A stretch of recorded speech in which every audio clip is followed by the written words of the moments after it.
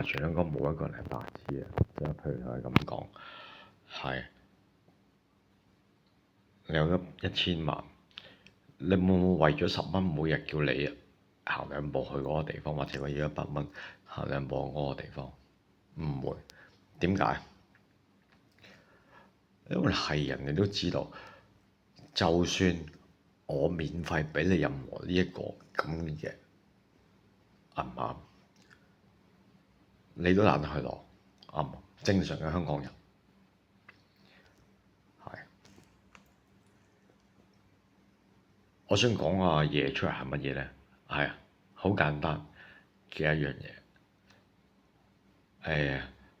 香港所謂嘅佢哋嗰啲人係成日將嗰啲所謂嘅方式入邊嘅嘢係好似係即係就好似個命根咁樣樣。譬如好簡單你做嗰啲嘢係點嘅？係 A 嗰樣即係由 A 個啱啱嘅，即係譬如講緊100萬位或者1000萬位起步啦。做 B 嗰樣嘢100起步，500起步啦，係咪兩個世界？咁當你明白到啲好簡單嘅原理，我稍微有讀過書嘅，你都會知道，係咪？